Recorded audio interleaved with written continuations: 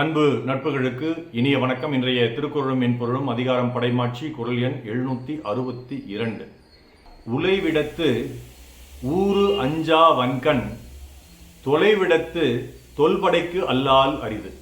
மிக நீண்ட தொலைவில் சென்று போராடக்கூடிய நம் படையில் அழிவு தரும் இடையூறு வந்த பொழுதும் மன எழுச்சியுடன் மன உறுதியுடன் போராடும் தன்மை தொல்படை என்று சொல்லக்கூடிய தொன்று தொட்டு வரும் படையை தவிர வேறு படைகளுக்கு இருக்காது. In a distal battlefield,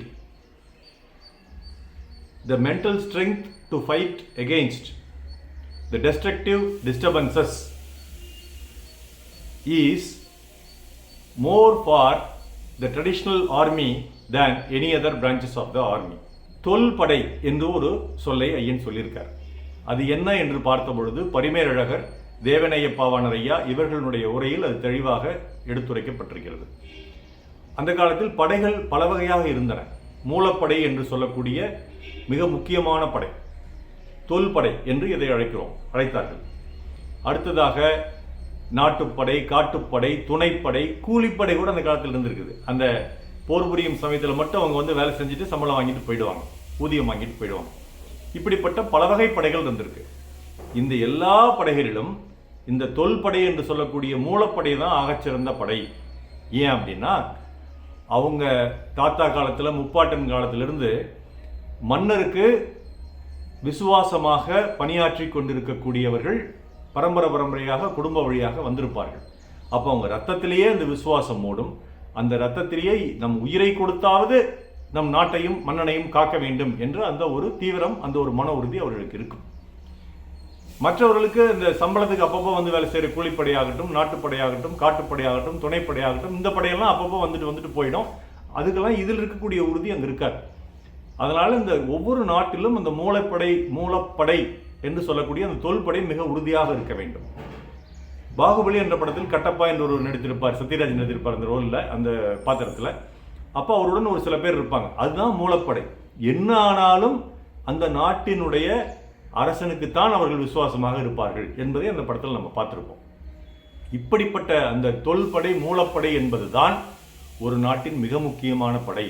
அதுதான் எவ்வளவு தொலைவில் அது சென்றிருந்தாலும், எவ்வளவு இன்னல்கள் நேர்ந்தாலும் அதை தாங்கிக் கொண்டு அந்த போர் புரியக்கூடிய அந்த மன தைரியம் இந்த படைக்கு மட்டும்தான் இருக்கும். இதை தவிர வேறு படைக்கு இருக்காது அப்படின்னு வள்ளுவர் சொல்றார். நெப்போலியன் வீழ்ந்த அந்த போர்க்களம் நமக்கு தெரியும், பேட்டில் ஆஃப் வாட்டர்லூ என்று சொல்லக்கூடிய இடம். அங்கே நெப்போலியனுடைய படை பெரிய படையாம், அதை எதிர்த்து போர் புரிந்த படை சிறிய படையாம். ஆனால் அந்த சிறிய படையினுடைய நுட்பமான தாக்குதலின் காரணமாக இந்த நெப்போலியனுடைய படை தோற்றுவிட்டதாக ஒரு பதிவில் நான் படித்தேன். இந்த மாதிரி பல இடங்களில் இந்த காலத்தில் இந்த படையெல்லாம் பொருந்தாதுங்க. நம்ம அலுவலகமாகட்டும், வீடாகட்டும், கட்சியாகட்டும், ஒரு அமைப்பாகட்டும், ஒரு ஆட்சியாகட்டும், அதில் கோர் குரூப் என்று ஒரு குழு இருக்கும், மிக முக்கியமான குழு. ஐவரணின்னு சொல்லுவாங்க, கிச்சன் கேபினட் சொல்லுவாங்க, இந்த மாதிரிலாம் சொல்லுவாங்க. இவங்க தான் முக்கியமான முடிவுகளை எடுப்பார்கள். இந்த முக்கியமானவர்கள் என்ன நேர்ந்த பொழுதிலும் அந்த ஆட்சியாளரை, அந்த தலைவரை விட்டு விலகி போக மாட்டார்கள். என்ன ஒரு ஊர் வந்த போதும் விலகி போக மாட்டார்கள், உடனேயே இருப்பார்கள். அப்படிப்பட்டவர்கள் தான் இந்த கோர் குரூப்பில் இருக்கணும். ஒரு ரெய்டு பண்ணுறேன்னு சொன்னால் உடனே பயந்துட்டு ஓடுறவங்க கோர் குரூப்ல இருந்து எந்த பிரயோஜனமே கிடையாது. அந்த மாதிரி இப்போ நம்ம அலுவலகத்தில் வேலை செய்கிறவங்களுக்கு கொஞ்சம் 1000 ரூபா சேர்த்து சம்பளம் தர்றேன்னு சொல்லிட்டு இன்னொரு அலுவலகத்துலேருந்து கூப்பிட்டாங்கன்னா, இங்கேருந்து ஓடி போகிறவங்கள நம்ம கோர் குரூப்பில் வச்சிருந்து பிரயோஜனமே இல்லை, முக்கிய குழுவில் வச்சிருந்து பிரயோஜனமே இல்லை. அந்த முக்கிய குழு என்பவர்கள் நம்மளுடைய அலுவலகத்தையும் நம்மளுடைய வணிகத்தையும் அடுத்த நிலைக்கு எடுத்து செல்லக்கூடிய அளவுக்கு ஒரு முக்கியமான மனிதர்களாக நம்முடைய அங்கத்தினராக நம்மளுடைய குழுவில் இருப்பார்கள். அப்படிப்பட்டவர்கள் தான் அந்த முக்கிய குழுவில் இருக்கும். அவர்கள் தான் தொல்படை. அந்த தொல்படை எப்பேற்பட்ட காலத்திலும் அந்த ஆட்சியாளனை, அந்த முக்கியமான தலைவனை விட்டு விலகி செல்லாது. அப்படி இருக்கும் பொழுதுதான் அந்த நாடாகட்டும், அலுவலகமாகட்டும், அந்த ஒரு அமைப்பாகட்டும், கட்சியாகட்டும் உயரத்துக்கு செல்லும். அந்த முக்கிய குழுவில் இருக்க வேண்டியவங்கெல்லாம் பரம்பரையாக வர்றவங்க மட்டும் இல்லைங்க, அவங்களுக்கு நல்ல ஆழ்ந்த அறிவு இருக்கணும், விசுவாசம் இருக்கணும், மன உறுதி இருக்கணும். இதெல்லாம் தான் இந்த குறளில் வள்ளுவர் கோடிட்டு காட்டுறார்.